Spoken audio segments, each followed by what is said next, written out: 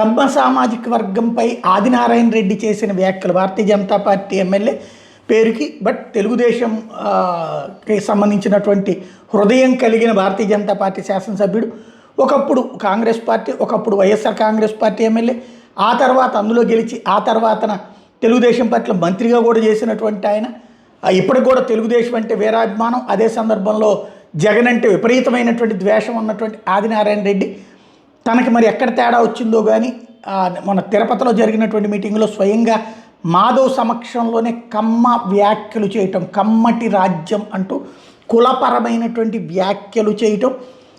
ఒకప్పుడు గజ్జల మల్లారెడ్డి ఎన్టీఆర్ గారి హయాంలో మాట్లాడారు, ఇట్లాగా కంబని ప్రభుత్వం నడుస్తోందని, మళ్ళీ ఇప్పుడు అలాగే ఉంది అని చెప్పటం, అది మీకు అర్థమవుతోంది అన్నటువంటి మాట మాట్లాడటం, అందరినీ కలుపుకెళ్ళాలి అని చెప్పడం అయిపోయింది.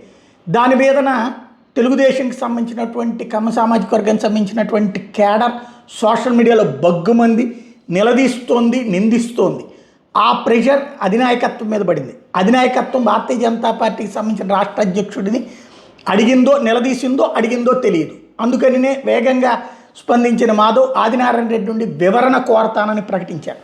దాంతో కంగారు పడ్డటువంటి ఆదినారాయణ రెడ్డి అబ్బెబ్బే నేను అట్లా మాట్లాడలేదు, మనమంతా ఒక్కటేనని చెప్పాను, కమ్మటి రాజ్యం అంటే అందే తప్పించి ఏం లేదు, నేను మాట్లాడడానికి వివరణలు సవరణలు ఉంటాయి కానీ నేను ఏం మాట్లాడాను, ఇదంతా జగన్ కుట్ర అంటే అయింది. కమ్మటి రాజ్యం అంటే బాగుండాలనేదే నా ఉద్దేశం తప్ప మరేమీ లేదు, నా మాటల్ని రకరకాలుగా ప్రచారం చేస్తున్నారు, నేను చాలా మంచోడిని అన్నటువంటి విషయం చెప్తున్నారు, అనవసరమైనటువంటి ఆరోపణలు చేస్తున్నారు అని చెబుతూ ఎవరైనా బాధపడి ఉంటే చింతిస్తున్నా అన్నటువంటి వివరణ ఇచ్చుకొచ్చారు ఆదినారాయణ రెడ్డి.